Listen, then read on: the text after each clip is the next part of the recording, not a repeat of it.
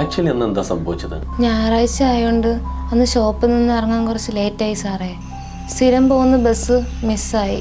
അങ്ങനെ കുറച്ച് ദൂരം നടന്ന് ഒരു ജംഗ്ഷനിൽ വന്നു ഞാൻ അനിയനെ വിളിച്ചു. പക്ഷെ കിട്ടിയില്ല സാറേ. അപ്പോഴാണ് ആ ഓട്ടോ വന്നത്. മോളെ, ഓട്ടം പോണോ? ഇനി അങ്ങോട്ട് ബസ്സൊന്നും ഇല്ല ഏട്ടാ. വേണേട്ടാ, വിളിക്കാൻ ആള് വരും. വന്നാ മതി. ഈ ഏരിയ അത്ര ശരിയല്ല ഏട്ടാ.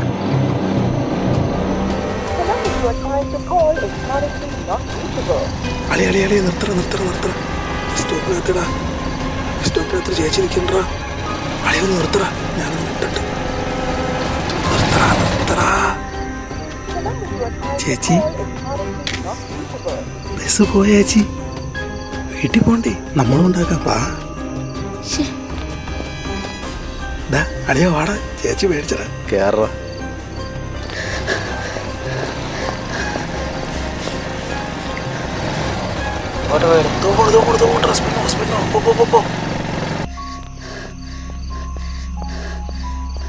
ചേട്ടാ, ഓട്ടം പോണം ചേട്ടാ. രണ്ട് പയ്യന്മാരുടെ പുറകെ വരുന്നുണ്ട്. കൊച്ചിനടുത്ത് എപ്പോഴേ പറഞ്ഞല്ലേ ഇവിടെ നിൽക്കണമെന്ന്. വാ, കേറ് കേറ്.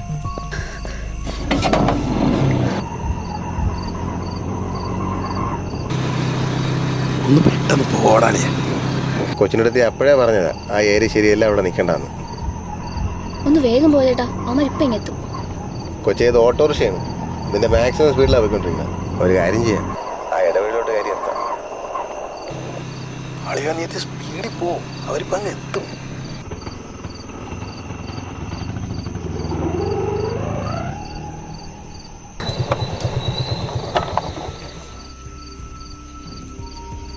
ഞാനേ അവന്മാരൊന്ന് പോയൊന്ന് നോക്കിയിട്ട് വരട്ടെ.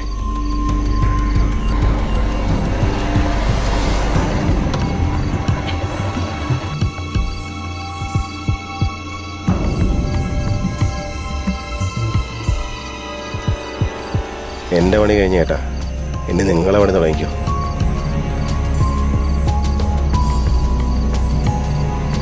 ആദ്യത്തെ ഇടി തന്നെ എൻ്റെ തല കറങ്ങിപ്പോയി സാറേ. രണ്ടാമത്തെ ചവിട്ടൻ്റെ നെഞ്ചിലാണ് കിട്ടിയത്.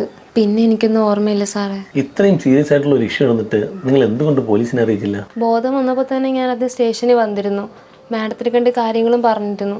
അപ്പോൾ CSR ലീവിലാണെന്നും 2 ദിവസം കഴിഞ്ഞ് വന്ന് നേരിട്ട് പറഞ്ഞാൽ മതിയെന്നും മാഡം തന്നെയാണ് സാറേ പറഞ്ഞത്. എന്നിട്ട് താൻ ഇതിനെ പറ്റി അന്വേഷിച്ചില്ലേ? ഞാൻ പോയി നോക്കിയാണ് സാർ. പക്ഷേ ഈ പറഞ്ഞ പോലെ ഒരു ഓട്ടോയോ ഈ പയ്യന്മാരെയോ പറ്റി യാതൊരു വിവരവും ലഭിച്ചില്ലായിരുന്നു. പിന്നെ കുട്ടിക്ക് വണ്ടിയുടെ നമ്പർ ഓർമ്മയില്ല. ഓക്കെ, ഞങ്ങളൊന്ന് അന്വേഷിക്കട്ടെ. മനോജെ, നമ്മുടെ വേങ്ങോട് ജംഗ്ഷനിലുള്ള എല്ലാ CCTV ഫുട്ടേജും പരിശോധിക്കും.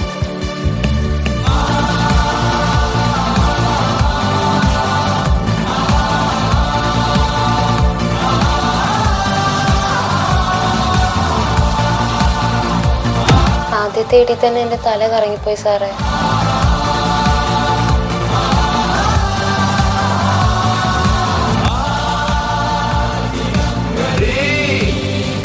രണ്ടാമത്തെ ചവിട്ടൻ്റെ നെഞ്ചിലാണ് കിട്ടിയത്.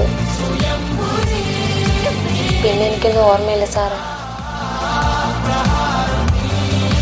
ഞാൻ പോയി നോക്കിയാണ് സാർ. പക്ഷേ ഈ പറഞ്ഞ പോലെ ഒരു ഓട്ടോയോ ഈ പയ്യന്മാരെയോ പറ്റി യാതൊരു വിവരവും ലഭിച്ചില്ലായിരുന്നു.